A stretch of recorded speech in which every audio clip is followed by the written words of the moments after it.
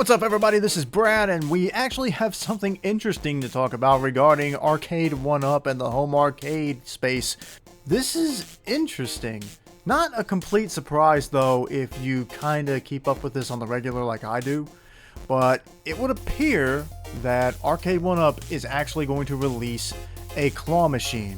And the funny thing is, January 2023, I made a video talking about like how Arcade1Up had kind of lost favor with its audience and with some of the people that had been promoting their stuff.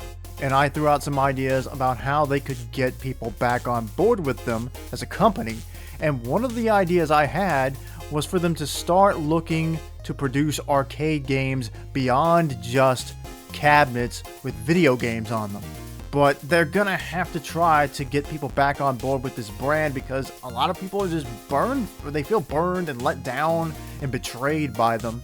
The worst of it seems to be with the people who actually were reviewing the products and had a relationship with the company, as opposed to just the fans. Maybe they can win some of those people back by trying to reach out and make amends with them. Businesses are pretty much only in operation to make money. They may not care about trying to mend those broken bridges, but you know, you can always hope, and maybe one day that'll happen. The other thing that I think the most recent announcement was Pac-Man. Another Pac-Man cabinet possibly coming, if not already confirmed, like another deluxe Pac-Man. And I said this in that 2023 video. How many times can you release Pac-Man before people just stop caring about it? Under this tweet from Cool Toy, you get a link to booksamillion, and this is what you see.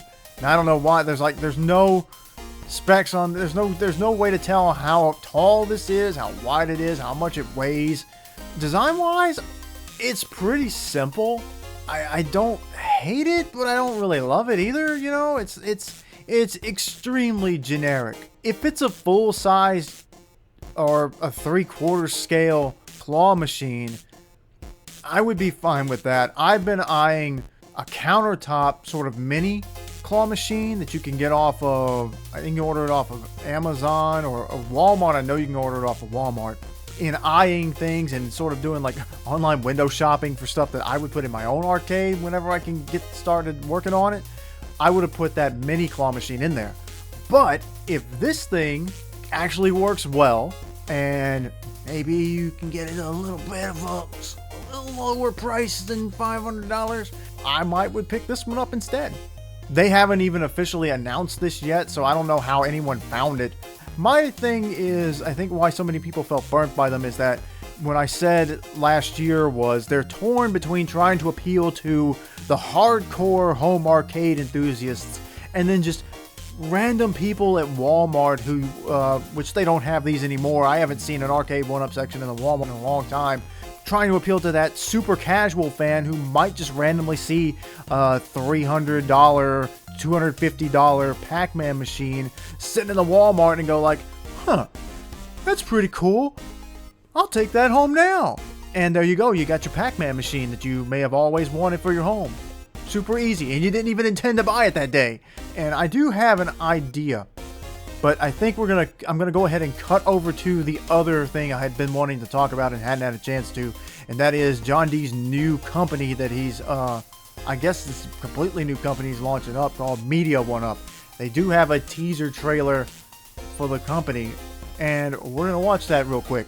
Now, I've seen this already, but I just find the games and stuff that are shown here to be a very interesting selection.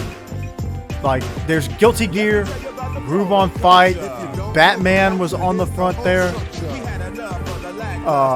There's Chun-Li, Sonic the Hedgehog, Streets of Rage, Pac-Man, Bomberman. There's a lot of different titles there, and I'm not really sure what to expect of this. I think that John D could get some very interesting things to happen. That teaser for the company doesn't say very much, but it also kind of says a lot at the same time. Like, I'm hoping that they will release 3/4 scale arcade cabinets. I think that that size works well for people who are trying to conserve space.